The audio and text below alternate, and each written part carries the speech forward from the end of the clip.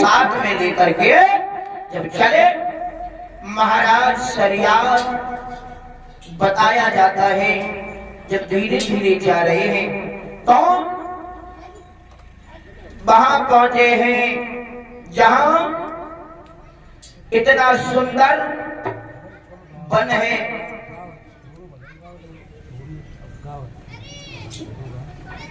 स्वर्ग सा दिखाई दे रहा है।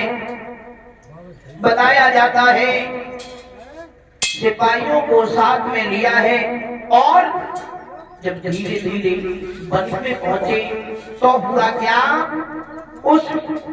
उसके बाद में आगे चले हैं तो कहने लगे आज हम लोग यही रुकेंगे, रात्रि का समय हो गया। बताया है महाराज धीरे धीरे चमन ऋषि की बगिया में पहुंचे। जब चमन ऋषि की बगिया में, बड़ी सुंदर वो बगिया है, धीरे धीरे महाराज सब रात्रि का समय हो गया, सब लोग सो जाते हैं।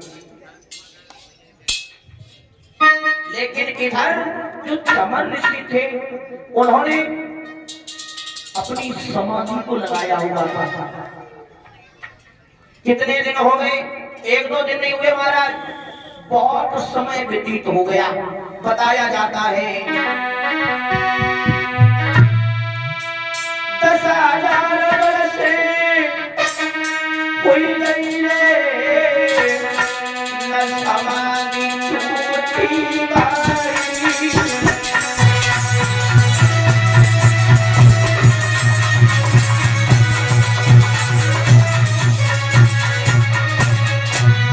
महाराज 10,000 वर्ष हो गई, 10,000 वर्ष कोई नहीं है, हमारे कोई भाई। लेकिन इनको पिया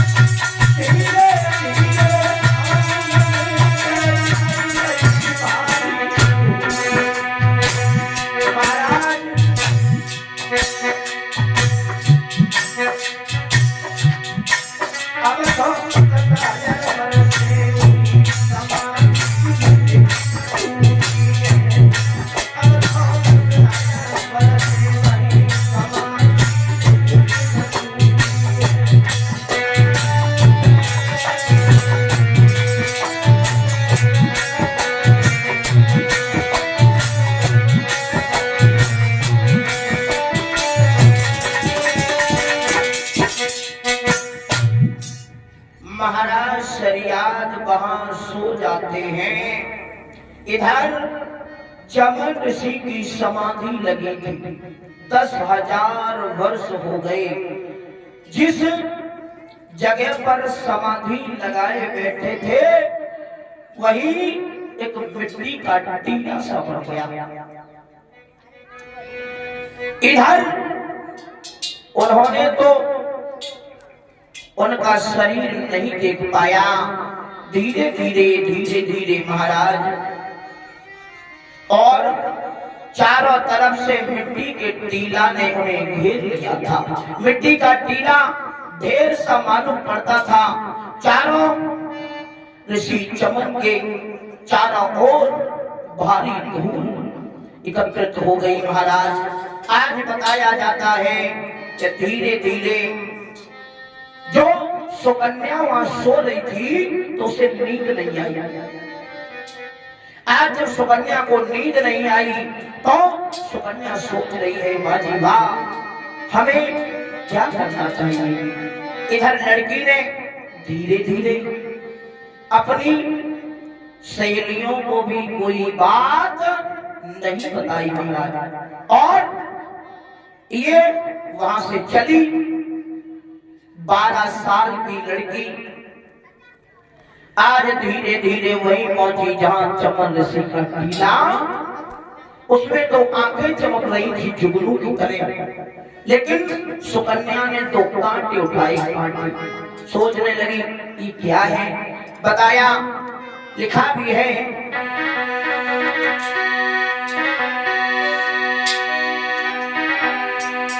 कन्या ने तो कांटे लेकर उनकी स्वामी में चुभो दिए।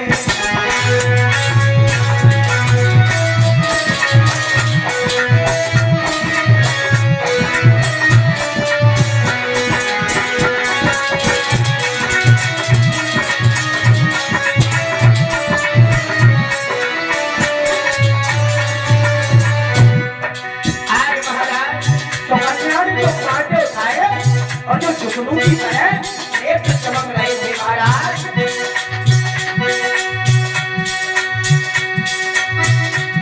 बिटिया ने तो कांटे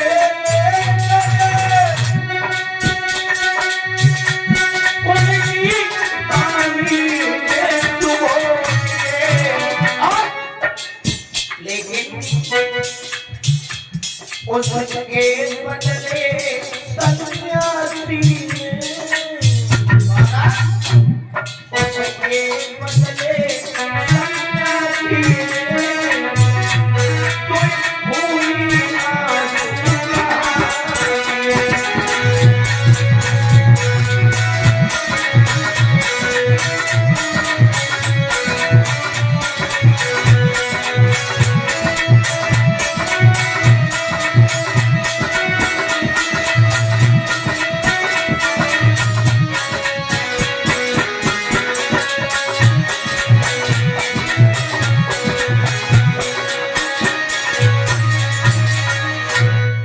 भूली समय लड़की ने बाबा की आंखों को छोड़ दिया और जाकर के राजा के पास लेट गई।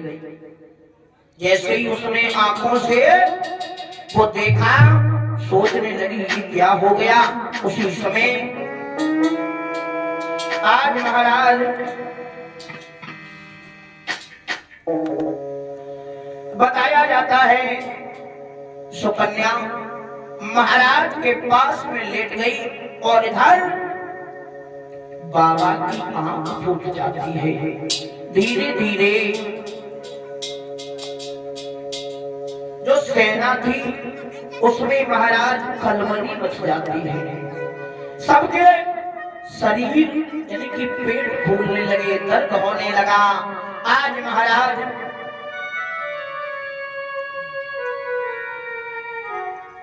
बताया जाता है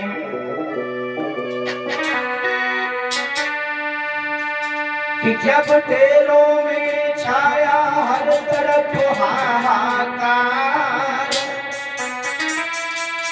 तब राजा करने लगा सबके साथ विचार।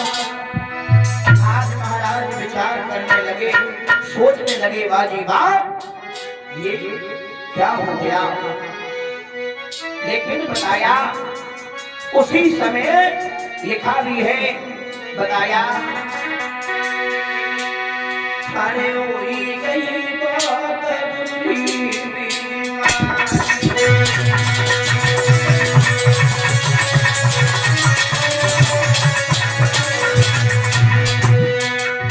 बताया बहुत बुरी बीमारी फैल गई।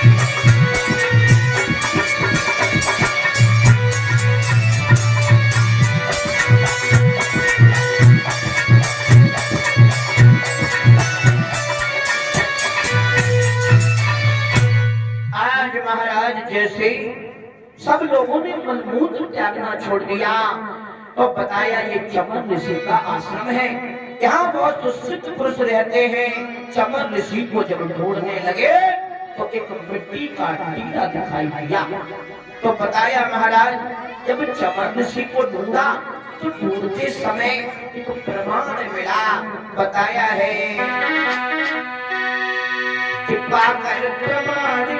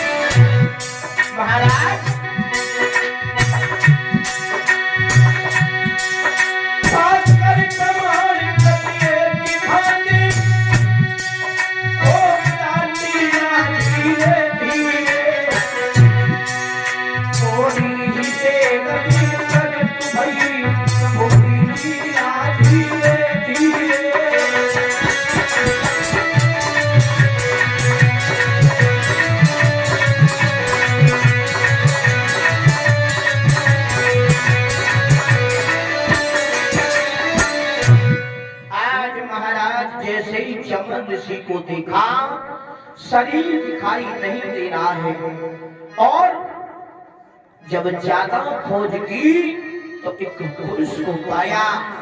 मिट्टी का ढेर हो गया था, उन्हें बाहर निकाला तो देखा आंखें दोनों फूटी हुई हैं।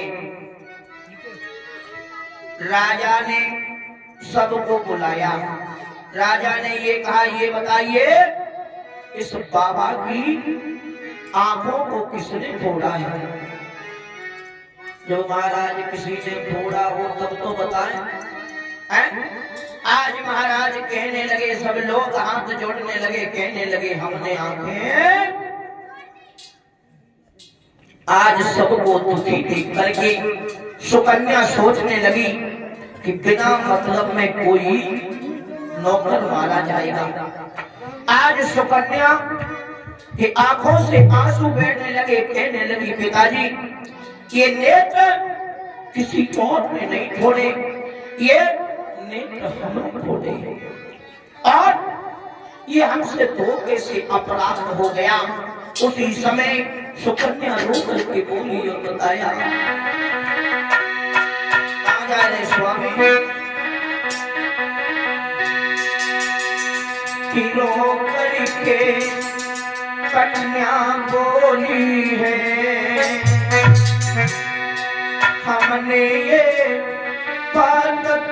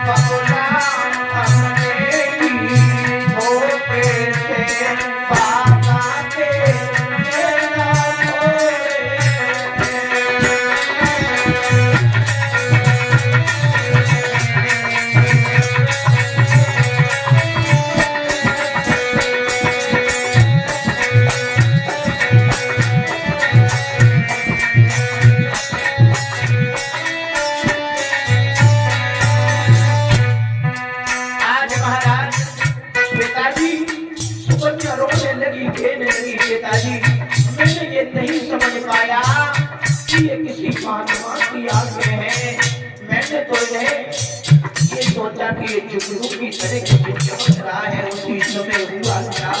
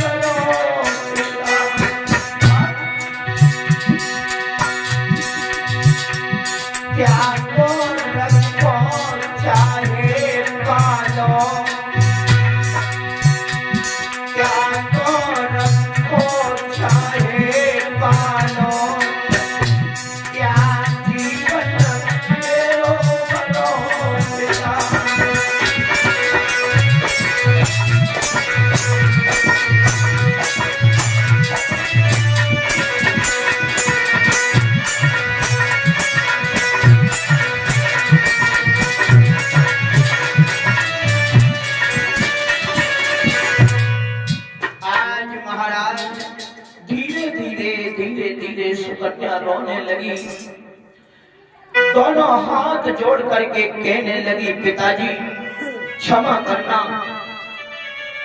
महात्मा की आंखें मैंने नहीं समझ पाया था कि ये चमन ऋषि की आंखें हैं और यह अपराध मैंने किसी जानबूझ करके नहीं किया, मुझसे धोखे में बन गया। अब आप मुझे जो भी सजा देना चाहते हैं वो दे सकते हैं। शरीयत का हाथ ऊपर का ऊपर ही रह गया, तलवार को खींच करके कहने लगा, अगर लड़की को मारना पाप नहीं होता तो आज मैं तेरा सिर घर से अलग कर देता।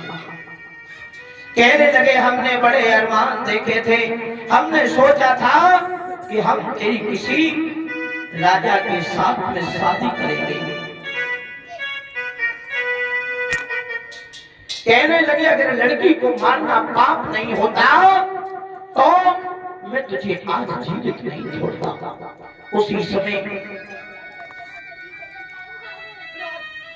कहने लगे, तूने अपने हाथों से अपने पैर में कुल्हाड़ी मारी है, मेरी इसमें कोई गलती नहीं है, महात्मा की जिंदगी को खराब किया है, तो आज से तू इसकी उंगली पकड़ के चलेगी और यही तेरा पति होगा। मेरे दिल में बड़े अरमान थे कि तेरा विवाह किसी राजा के साथ करेंगे, लेकिन तूने हमें कहीं का नहीं छोड़ा। और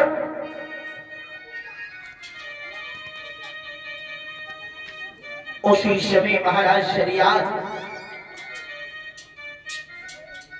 कहने लगे, तू इसकी उंगली पकड़ करके घर घर में भीख मांग तू और इसको भी खिलाएगी। आज इससे ज्यादा हम तुझे कोई दुख नहीं दे सकते। और धीरे धीरे महाराज कहने लगे, अब तो हम जा रहे हैं और तू इसी महात्मा के साथ में सदन में रही। देखिए महाराज, पहले की बहनाएं जिस डाली से उसका पिता बांध दिया करता था, उसी डाली को पकड़ करके अपना जीवन यापन कर लेती थी। लेकिन आजकल महाराज वो समय नहीं रहा। किसी के भी माता पिता हो, अपने पुत्र या पुत्री के लिए हमेशा अच्छा चाहते हैं, लेकिन लड़की या लड़का आजकल ये कहते हैं कि हमारा बाप हमारा भाई हमें नरक की ओर ले जा रहा है। महाराज को एक कहावत आपने सुनी होगी कि जानबूझ करके कोई भी कुआं में डालना फिर आपकी किस्मत है। आज महाराज शरीयत धीरे धीरे अपनी बेटी को सारी जिंदगी खुशी देखना चाहते थे, लेकिन इधर वन में छोड़ करके चले आए। इधर सुकन्या कहने लगी पिताजी मेरा जीवन जैसा भी है तैसा ठीक है, लेकिन हमारी मैया से ये नहीं कहना कि हमने अपनी लड़की को कोई बूढ़े बाबा के हाथ में उसका हाथ दे करके चले आए। और सुकन्या रो करके कहने लगी पिताजी मेरी मैया से कोई बात कह देना और बोले कि मेरी मैया से नमस्ते कहियो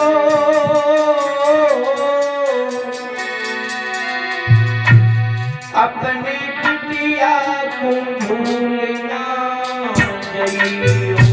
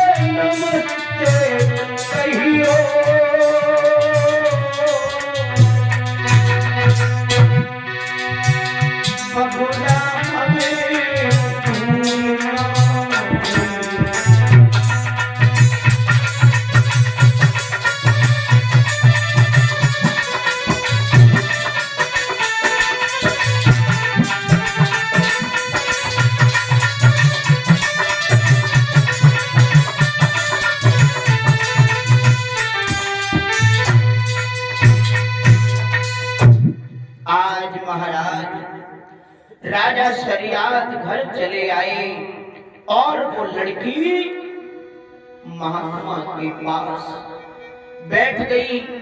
बाबा ने कुछ भी नहीं कहा, बताया है धीरे धीरे लिखा है कि हाँ भी न कही ना भी न कही, दुविधा में नैया पड़ी रही, मातमा समाधि लगाए रहे, बिटिया कर जोरे खड़ी रही। धीरे धीरे महाराज 87 वर्षें हो गई। सन्यासी ने हाँ भी नहीं गई न ना कहा। धीरे धीरे धीरे धीरे धीरे धीरे समय व्यतीत हुआ और वो लड़की हाथ जोड़ करके खड़ी है। धीरे धीरे महाराज उसी समय खड़े खड़े 1-2 दिन नहीं महाराज परीक्षित वर्षें व्यतीत हो गई। बताया है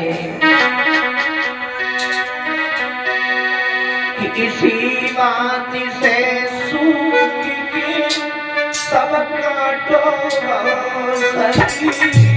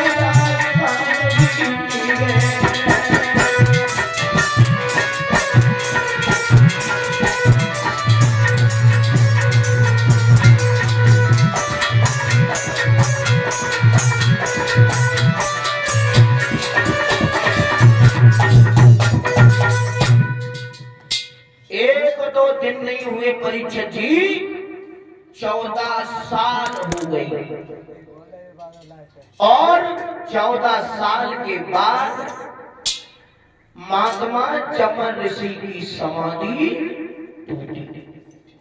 जब समाधि टूटी तो लड़की पैरों पर गिर पड़ी। आज महात्मा बोले तुम कौन हो? सुकन्या कहने लगी महाराज मैं आपकी दासी हूं। और कहने लगे तुम यहाँ क्या कर रही हो इस जंगल में? हमारे तो नेत्र भी फूट गए हैं और हमें तो दिखाई भी नहीं दे रहा है, तुम कौन हो? कहने लगी मैं महाराज शरियात की पुत्री हूं और मैंने आपके इस नेत्रों को अपने हाथों से फोड़ा है। और कहने लगी प्रभु मैं वही पापिन हूं। और कहा कि मैंने धोखे से आपके नेत्र फोड़ दिए। चमन ऋषि बोले आंखें हमारी तुमने फोड़ी है? बोली हाँ। चमन ऋषि कहने लगे ठीक है कोई बात नहीं। जवाब दिया 14 सालें हो गई लेकिन तुमने हमारी सेवा की। कहने लगी कहां जाती? लड़की का धर्म है बाप अगर वृक्ष से बांध करके चला जाए तो उसे वहीं पर बना रहना चाहिए। उसी समय महाराज धीरे धीरे कहने लगी तो ये बताओ आप हमारी इतनी आपने सेवा की है तो हमसे तुम कुछ वरदान मांग लो। खुश होकर के चमन ऋषि ने कहा कि तुम हमसे कुछ वरदान मांग लो। तो बोली महाराज हमें कुछ नहीं चाहिए, यह चिंता है कि तुम्हारी आंखें सही हो जाए। क्या कहा कि तुम्हारी आंखें अगर सही हो जाए इससे बढ़कर हमारे लिए कोई भी खुशी नहीं है। चमन ऋषि बोले ठीक है। अश्विनी कुमार को बुलाया जो देवताओं के वेद थे। उनसे यह कहा है कि तुम्हारी हमारी आंखें फूट गई हैं, कोई ऐसी दवाई बनाओ जिससे हमारी आंखें सही हो जाए। कहने लगे कोई ऐसी दवाई बनाओ जिससे हमारे नेत्र सही हो जाए। उसी समय बताया है जब दवाई को बनाया तो नेत्र सुंदर बन जाते हैं। अश्विनी कुमार ने नेत्र ठीक किए हैं। आंखें जब सही हो गई तब दोनों पास में बैठे हुए हैं। चमन ऋषि ने कहा इधर तुमने मेरी आंखें ठीक की हैं, आप अपने लिए कुछ मांग लो। लड़की से ये क्या, ये तो तुमने हमारे लिए मांगा, अपने लिए तो कुछ मांगा नहीं। उसी समय कहने लगी प्रभु आप ये बताओ कि पत्नी के लिए पति से बढ़कर के कोई भी वस्तु नहीं हुआ करती है। अगर उसका पति सही है, उसका पति जीवन में खुशहाल है तो इससे बढ़कर के पत्नी के लिए और कोई खुशी की बात नहीं हो सकती। क्योंकि परीक्षित जी पति और पत्नी एक गाड़ी के वो पहिया हुआ करते हैं, अगर एक भी पहिया कमजोर हो जाए तो चलने में झटका। क्योंकि बताया जाता है पति की पहचान होती है पत्नी की बीमारी में, और पत्नी की पहचान होती है पति की गरीबी में, और पुत्रों की पहचान होती है माता पिता के बुढ़ापे में। वो पत्नी नहीं हुआ करती है जो अगर पति के ऊपर गरीबी है तो छोड़ करके चली जाए, उसे आप पत्नी कहते हैं। और वो पति नहीं हुआ करता है जो अगर पत्नी बीमार है तो सोचे कि ये तो कोई मतलब की है। और जिन पुत्रों को हम और आप पाल करके बड़ा कर देते हैं, वो पुत्र हम और आप उन्हें क्यों बड़ा करते हैं कि एक न एक दिन जब हमारा बुढ़ापा होगा तब हमें ये सहारा बनना है। क्योंकि महाराज हर चीज का एक समय हुआ करता है। क्योंकि बड़ा सुंदर भाव लिखा है कि भूख में कामिनी कंठ को त्यागी देती, भूख में दिगिरात बाल ब्रह्मचारी है, भूख में जीव और जीव को खाई जाती, भूख में सिंह में गैया पछाड़ी है, भूख में बड़ी तक घट जात, भूख में छोड़ी जात पति बताई है। क्योंकि महाराज चंदन की किरचे भली गाड़ी भलो न खात, कपूत घर में एक ही भलो सपूत भले न साथ। अगर पुत्र है तो हमें और आपको एक ही पार लगा देगा, और कपूत है तो भले 100 भले हुए महाराज। महाभारत में आपने श्रवण किया था कथा को, कौरव 100 थे और पांडव 5 थे। तो महाराज बताया जाता है क्योंकि हर चीज का समय हुआ करता है। आज महाराज धीरे धीरे समय व्यतीत हुआ। सुकन्या से कहा तुम और कुछ मांग लो, तो सुकन्या कहने लगी महाराज अगर आप हमें देना चाहते हो तो हम जब आए थे तब हमारी उम्र 14 साल की थी और 12 साल है और व्यतीत हो, 12 साल की उम्र थी, 14 साल है और हो गई, तो हम 26 साल के हो गए हैं। और अब हम आपसे यही कह रहे हैं कि आपकी उम्र कितनी है?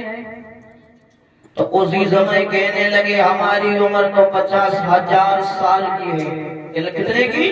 50,000 साल की। तभी महाराज धीरे धीरे कहने लगी तुम एक काम करो, और कहा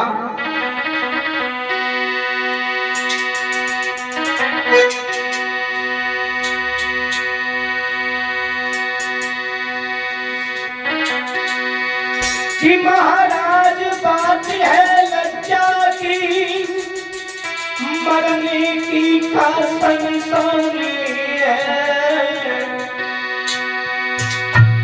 दुल्हन पर इधर दूल्हा पर इधर बुढ़ापा है, दुल्हन पे चढ़ी जवानी है।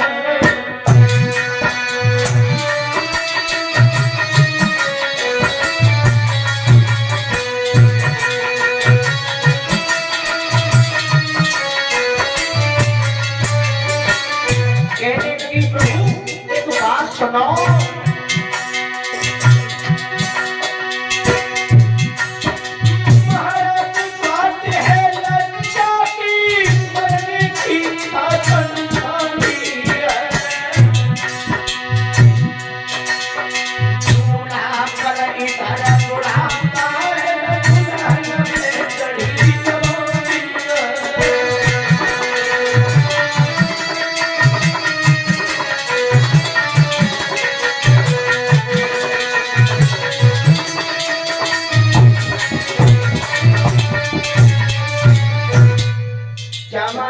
बोले तो तुम क्या चाहती हो?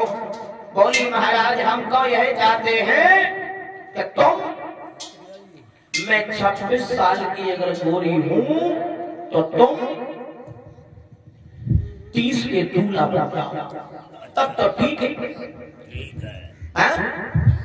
उसी समय महाराज आज महाराज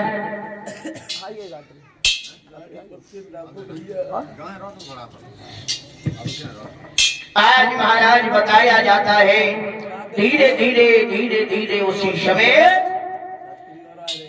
कहने लगी तुम हमारी उम्र है 26 साल और तुम 30 के दूल्हा। बताया है महाराज कहने लगी सुनो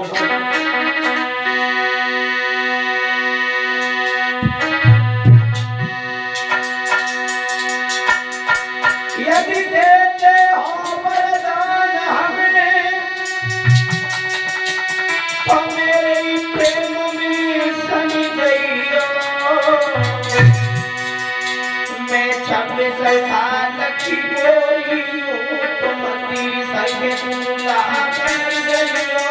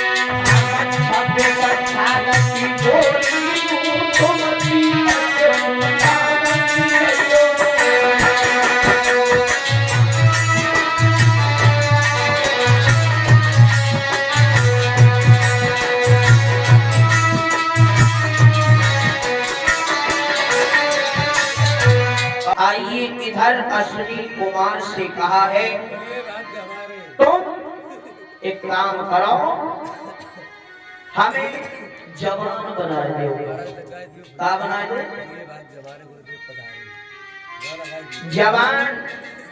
उसी समय महाराज धीरे धीरे धीरे धीरे अश्विनी कुमार ने जो बताया जाता है जो चमनप्राश हुआ करता है इसको खिला करके महाराज बताया है 8 दिन में लंबाई बढ़ जाती है।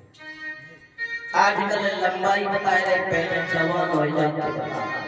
तो महाराज ये जवान हुए धीरे धीरे बताया जाता है कि 30 साल की उम्र। अब भगवान जाने हमने जो पढ़ा है जो लिखा है वो बता रहे हैं महाराज। बताया धीरे धीरे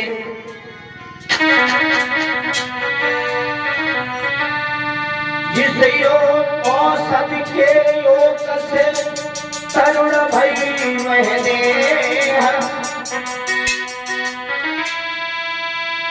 है आज भी प्रसिद्ध हुए चमनप्राश फिरे। महाराज इसका नाम चमनप्राश है। आइए इस प्रकार से इधर बड़ा सुंदर एक भवन बनवाया उसी में ये लोग रह रहे हैं। और धीरे धीरे महाराज एक दिन फिर घोड़ा पर सवार होकर के आए। इन्होंने अपनी लड़की को देखा, वाह वाह हमें ऐसा लगता है कि हमारे पूरे से प्रमाण को इसने कहीं मार करके फेंक दिया। पास में गए तो कन्या को देखा, कहने लगे तुमने हमारे कुल में दाग लगा दिया। उसी समय चमन ऋषि आ जाते हैं, कहने लगे सुनो हम वही ऋषि हैं जिन्हें आप छोड़ करके गए थे। इधर महाराज बड़ी हंसी खुशी के साथ में विवाह होता है। बोलिए वृंदावन बिहारी लाल की। आइए भगवान का भजन।